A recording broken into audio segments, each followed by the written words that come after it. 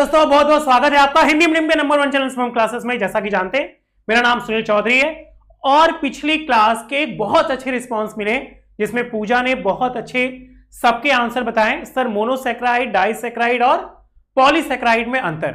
कुछ बच्चों का डाउट था, सर ये हमें बिल्कुल नहीं आ रहा है, हम किस प्रकार मोनोसैकेराइड, डाइसैकेराइड और पॉलीसैकेराइड को पहचान सकेंगे।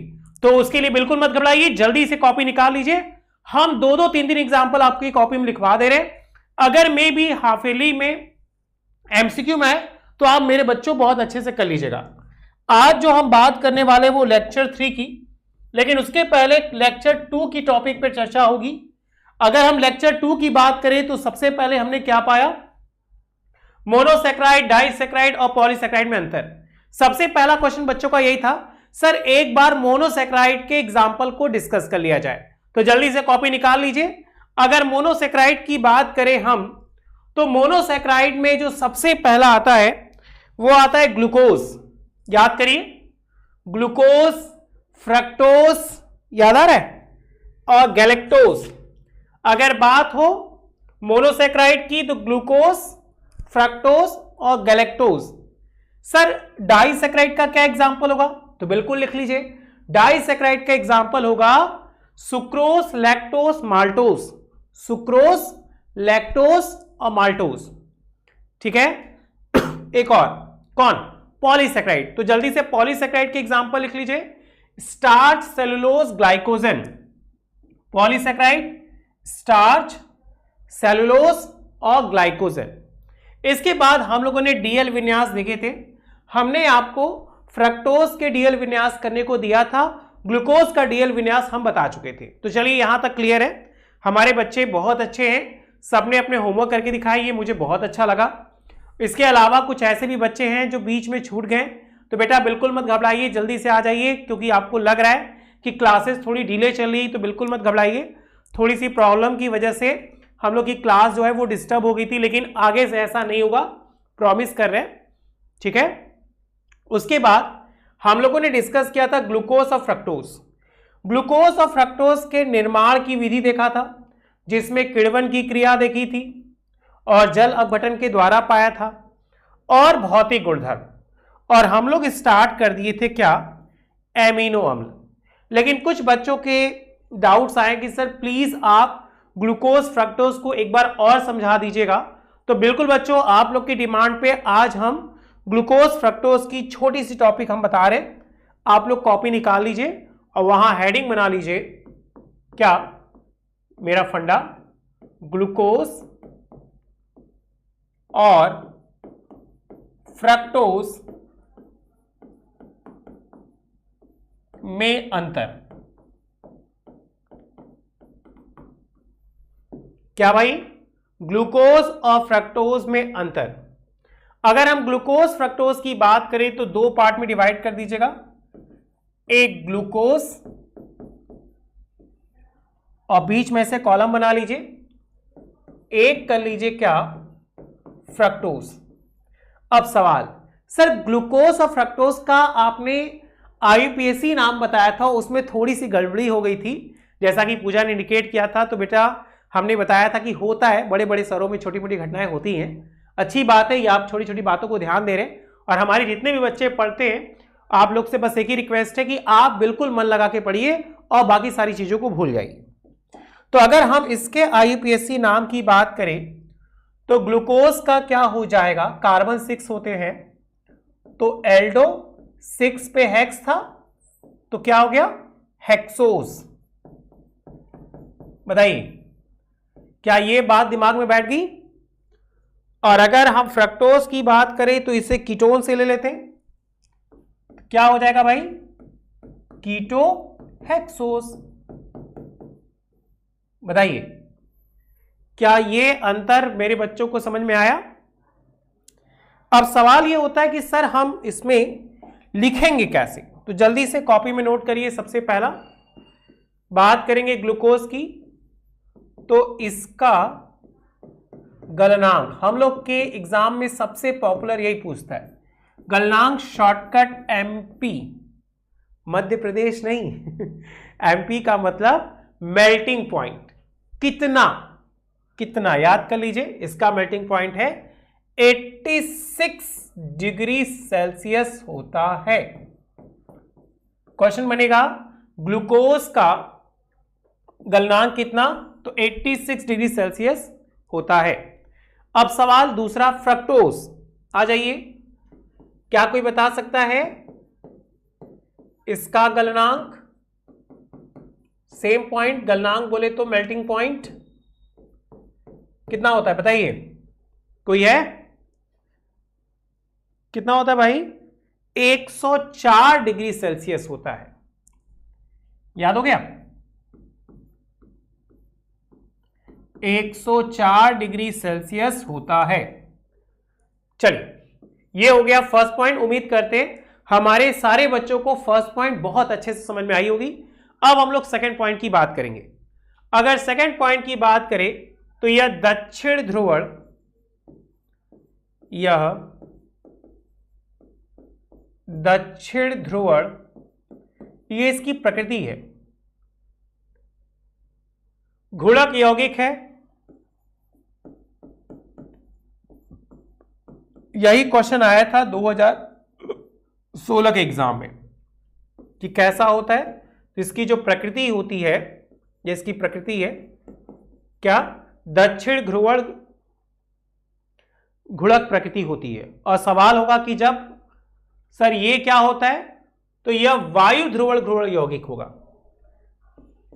यह वायु ध्रुव गुणक यौगिक। एक छोटा सा फंडा बता रहे बस, ये वायु गुणक है और ये दक्षिण गुणक है, याद हो गया? ये वायु गुणक है और ये दक्षिण गुणक है। आइए तीसरे पॉइंट पे चर्चा की जाए। अगर तीसरे पॉइंट की बात करें तो ये कहा गया कि चूने के पानी में इसको मिलाइए, क्या रासायनिक समीकरण है?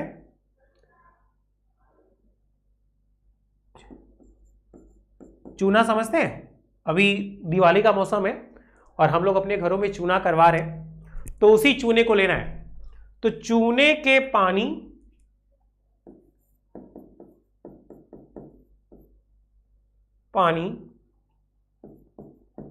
से क्रिया करके क्या बनेगा बताइए? कैल्शियम ग्लूकोसेट,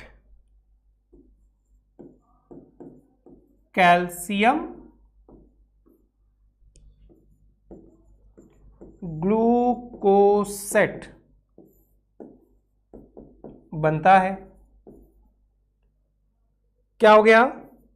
C6H12O6 प्लस चूना, बिल्कुल यही लीजिएगा जिसको बूझा चूना के नाम से जानते।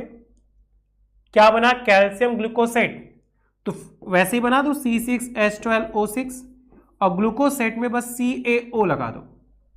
अब जाहिर सी बात है ये जल है तो जल अपना अलग हो जाएगा, बताइए, ठीक है? समझ में आया? सवाल ये होगा सर ये ग्लूकोसेट बना तो फ्रक्टोज क्रिया करके क्या बनेगा? नहीं, ग्लूकोजन था तो ग्लूकोसेट बना। फ्रक्टोज है तो फ्रक्टोसेस बनाएगा, फ्रक्टोसेट बनाता है। सेम, कुछ नहीं करना है। C6H12O6 प्लस चूना CaOH का होल ट्वाइस, सेम कंडीशन, क्योंकि मेरे बच्चे जानते हैं ग्लूकोज फ्रक्टोज का फॉर्मूला सेम होता है। बस बताइए, क्लियर? जल्दी से कॉपी करिए इसको। एक और बता दें, कम से कम 4 अंतर तो होना ही चाहिए। कभी भी अंतर की बात करेंगे तो 4 अंतर से कम थोड़ी लिखिएगा।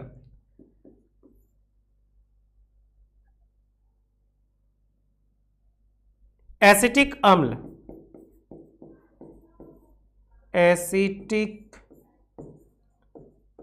अम्ल से क्रियाशील नहीं होता। ये एमसीक्यू में पूछ सकता है। और सवाल होगा इधर, ये हरा नीला रंग देता है। जल्दी से ग्लूकोज फ्रक्टोज आई थिंक आपको क्लियर हो गई होगी, कॉपी कर लीजिए। नामकरण की बात करेंगे तो ग्लूकोज को एल्डोहेक्सोज के नाम से भी जानते, फ्रक्टोज को कीटोहेक्सोज के नाम से भी जानते। बताइए क्या इस लाइन में किसी कोई दिक्कत है? अगर दिक्कत है तो तुरंत कमेंट करिए, नहीं तो कोई बात नहीं, जल्दी से कॉपी कर लीजिए। फिर हम अपनी आज की टॉपिक पे चलेंगे जो हमारी मेन टॉपिक है। और हम लोग की मेन टॉपिक क्या थी? एमिनो अम्ल। याद करिए, हमने पिछली क्लास में आपको डिस्कस किया था एमिनो अम्ल के बारे में, है ना? तो जल्दी से बच्चा कॉपी करिए एमिनो अम्ल के बारे में। जैसा कि नाम में ही है एमिनो अम्ल, और हम लोग एक क्रियात्मक समूह जानते हैं कि एमिनो का मोस्टली NH2 होता है। तो उस केस से यहां पे जब एमिनो अम्ल की बात करेंगे तो एक छोटा सा फंडा आपको बता रहे हैं कि एसिटिक अम्ल को हाइड्रोजन निकालकर उसमें NH2 जोड़ दीजिए। क्यों? क्योंकि एमीन होता है। तो क्या बन जाएगा? H निकाल दो तो CH3COO और NH2, यही फॉर्म होगा क्या? एमिनो अम्ल। अब मेरे बच्चों को याद होगा कि पिछली क्लास में हम एमिनो अम्ल का डिस्क्रिप्शन दे चुके थे। आइए छोटा सा इसका वर्गीकरण देख लिया जाए। और हम जानते हैं कि अगर आप वर्गीकरण पढ़ लेंगे तो आपको ये चीजें बहुत अच्छे से आ जाएंगी। जैसा कि वर्ड है एमिनो अम्ल, तो एमिनो अम्ल को हम एक छोटे से ट्रिक के अनुसार कुछ भागों में बांट देते हैं। सबसे पहला पार्ट हम लोग बनाते हैं क्या? एमिनो अम्ल की स्थिति के आधार पर। एमिनो अम्ल की स्थिति के आधार पर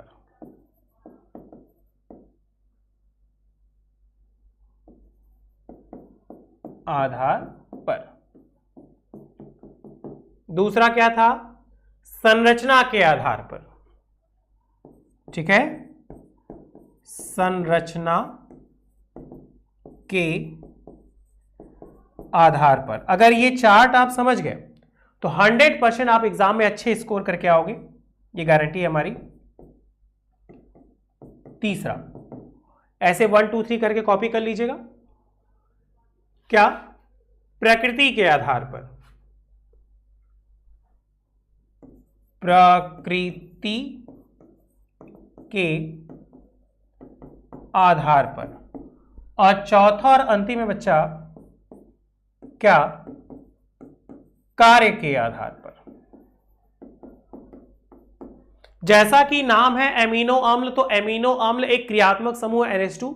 NH2 जब एसिटिक अम्ल के एक हाइड्रोजन को विस्थापित करके वहां पे एमिनो नाम के हम क्रियात्मक समूह को जोड़ते हैं तो वहीं से बनता है क्या? हमारा क्रियात्मक समूह, जिसका नाम क्या है?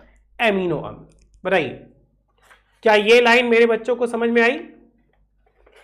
अब हम क्या किए, थोड़ी सी टॉपिक को आगे बढ़ाए, और आगे बढ़ाया तो पाया एमिनो अम्ल जो मुख्यतः है वो लगभग 4 भागों में बांट दिया गया। अगर सबसे पहले पार्ट को देखा जाए तो एमिनो अम्ल की स्थिति के आधार पर, स्थिति में 3 याद करिए, अल्फा, बीटा और गामा। सवाल अगर बात होगी हम एमिनो एसिड की, तो एमिनो एसिड के 3 पार्ट हो गए। एक हो गया अल्फा एमिनो अम्ल के आधार पर, दूसरा बीटा एमिनो अम्ल के आधार पर, अब बच्चों जो तीसरा हो गया वो हो गया क्या? गामा एमिनो अम्ल के आधार पर। जैसा कि दूसरा है संरचना, जब भी हम संरचना की बात करते हैं तो हम लोग को याद आता है क्या? एलिफैटिक, एरोमेटिक, बिल्कुल खुली श्रृंखला और बंद श्रृंखला। तो उसी के आधार पर जब संरचना को देखा गया तो सबसे पहला ही बच्चा था एलिफैटिक। जैसे मेरे बच्चे जानते हैं ये एक संरचना होती है एलिफैटिक संरचना के आधार पर। बताइए क्या इस लाइन में कोई दिक्कत है? अब नाम खुली श्रृंखला तो उल्टा बंद श्रृंखला।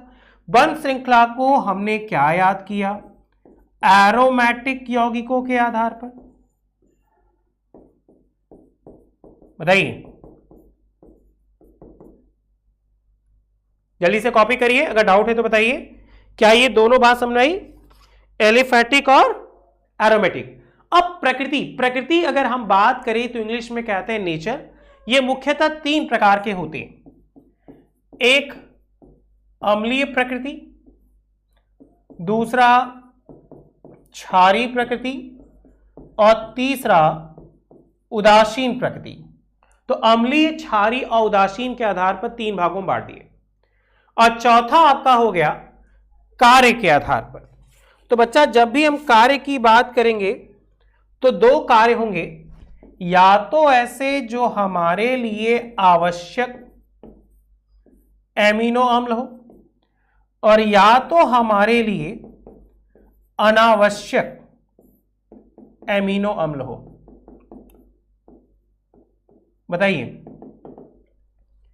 क्या ये फ्लो चार्ट एकदम दिमाग बैठ गया? इसको जल्दी से कॉपी कर लीजिए। क्या क्या दिया गया?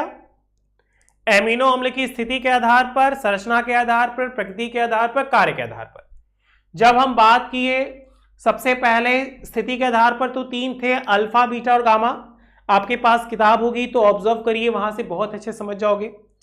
उसके बाद संरचना के आधार पर, प्रकृति के आधार पर, कार्य के आधार पर। अगर हम बात करें हम लोग के एग्जाम में तो सबसे ज्यादा पूछा जाता है क्या? कार्य के आधार पर। तो हम क्या करते हैं, कार्य के आधार पर 2 भागों में बांट दिया, एक आवश्यक और एक अनावश्यक। देख लीजिए क्या बांटा था कार्य वाला? कार्य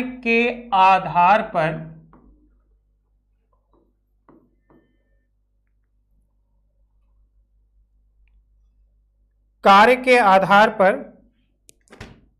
क्या? एमिनो अम्ल। अगर हम कार्य के आधार पर समझे तो 2 भाग थे, एक आवश्यक एमिनो अम्ल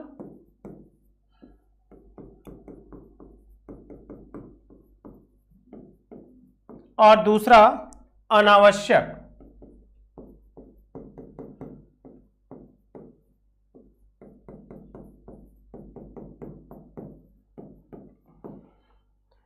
अब आवश्यक एमिनो अम्ल की बात करें तो सबसे ज्यादा इसमें पूछा जाता है क्या? कौन कौन से हैं? तो कुछ याद कर लीजिए। आर्जिनिन,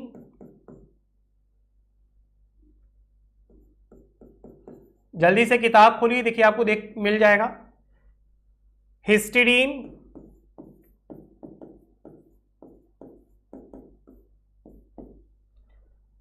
ल्यूसीन, 5 लिखवा दे। लाइसीन,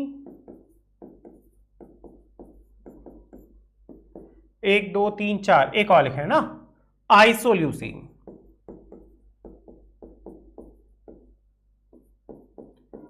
तो ये 5 हो गए तुम्हारे आवश्यक। आइए अनावश्यक एमिनो अम्ल की बात करें तो सबसे पहला इसमें याद रखिएगा ग्लाइसिन। ये कई बार पूछा है ग्लाइसिन, तो जल्दी से लिख लीजिए बेटा। एलेनिन,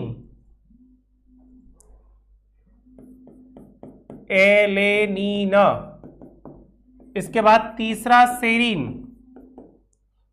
एलेनीन, ग्लाइसिन, शेरीन, उसके बाद टायरोसिन और प्रोलीन। टायरोसिन और फ्लोरीन। अब कहोगे सर आप इतने सारे अमीनो अम्ल लिखवा दिए, याद कैसे होगा, है कि नहीं? तो इसको कॉपी कर लीजिए। हमारे पास एक मस्त फंडा है, हम पिछले 10 सालों में आए हुए जो अमीनो अम्ल है उसका एक छोटा सा ट्रिक बता देंगे और आप 100% अच्छे से याद कर लोगे, और उससे ज्यादा बाहर आता ही नहीं, ये भी गारंटी है हमारी। जल्दी से इसको कॉपी करिए। ओके, चलिए अब हम पिछले 10 सालों में आए हुए उन आईयूपीएससी अमीनो अम्ल की बात करेंगे जो आपके बोर्ड एग्जाम में अक्सर पूछे जाते हैं। तो कहीं भी लिख लीजिएगा, हम ऊपर लिख दे रहे हैं मोस्ट इंपॉर्टेंट। ये पिछले 10 सालों में आए हुए हैं बच्चा।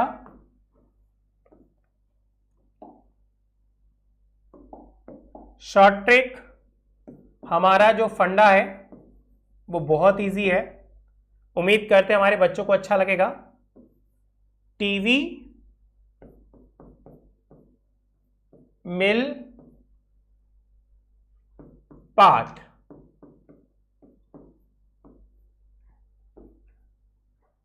वन टू कर ले, 1 2 3 4 5 6 7 8 9 10, मतलब ये 10 एमिनो अम्ल है, जिसमें सबसे पहला है क्या?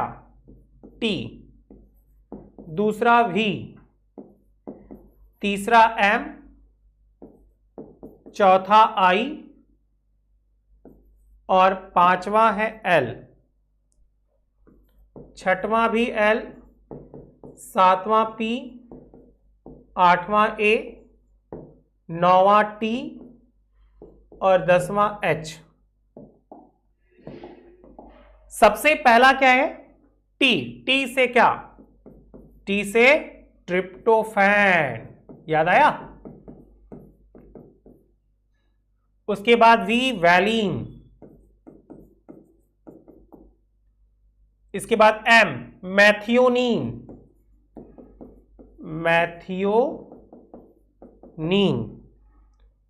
इसके बाद आई, अभी बता रहे थे कुछ देर पहले से, आइसोल्यूसिन। उसके बाद एल, सिफ्ल्यूसिन। अब बचे आपके क्या? 5। उम्मीद करते हैं ये आप बहुत अच्छे से कर लोगे। आप या तो कमेंट बॉक्स में लिख के दिखा देना, या तो आप टेलीग्राम पे भी जुड़े हैं, आप टेलीग्राम पे मैसेज करके बता दीजिएगा। कोई भी डाउट होगा तो तुरंत हम उसको शॉर्ट आउट कर लेंगे। आपके अंदर के जो भी आपके डाउट्स है उन सबको हटाना है। इसके बाद आप नेक्स्ट हेडिंग बनाइएगा क्या? प्रोटीन। देखिए बच्चा, हमने 2 टॉपिक क्लियर कर ली। एक क्लियर कर ली क्या? कार्बोहाइड्रेट, और दूसरा क्या हो गया? प्रोटीन। आपको याद होगा हमने जब भी चैप्टर स्टार्ट किया था कुछ टॉपिक बता दिए थे कि कार्बोहाइड्रेट है, प्रोटीन है, विटामिन है, हार्मोन है, एंजाइम है। पढ़ते पढ़ते फीलिंग आएगी कि हम लोग बायोलॉजी पढ़ रहे हैं, है ना? चलिए शुरू से बात करें। आज हमारा 3rd लेक्चर है। हमने 2nd लेक्चर के कुछ टॉपिकों को रखा था, मोनोसेक्राइड, डाइसेक्राइड और पॉलीसेक्राइड। उम्मीद करते हैं मोनोसेक्राइड की सारी चीजें आपको याद हो गई। डीएल विन्यास, ग्लूकोज और फ्रक्टोज का डीएल विन्यास हम लोगों ने ड्रॉ किया था, ये भी हमारे बच्चे बहुत अच्छे से कर लेंगे। उसके बाद ग्लूकोज और फ्रक्टोज की निर्माण विधि देखा हम लोगों ने, और उसके भौतिक गुणधर्म, और नेक्स्ट टॉपिक स्टार्ट की थी आज हम लोगों ने एमिनो अम्ल। उसके बाद एक छोटा सा अंतर है, बोर्ड पे आप देख सकते हैं। वो अंतर कौन सा है? ग्लूकोज और फ्रक्टोज में अंतर। बताइए, क्या ये बात समझ में आ गई आपको? आनी चाहिए, ऐसा तो कुछ नहीं है जो ना आए, है कि नहीं? इसके बाद हम लोग स्टार्ट किए क्या? एमिनो अम्ल। एमिनो अम्ल के टोटल 4 भाग थे, हमने बना दिए। कार्य के आधार पर 2, आवश्यक एमिनो अम्ल और अनावश्यक एमिनो अम्ल। और इसके बाद ये छोटा सा फंडा अमीनो अम्ल का जो आप याद कर लीजिएगा। ठीक, तो चलिए आज के लिए इतना ही। Thank you so much, bye bye. अच्छे से पढ़िए, स्वस्थ रहिए, मस्त रहिए। नेक्स्ट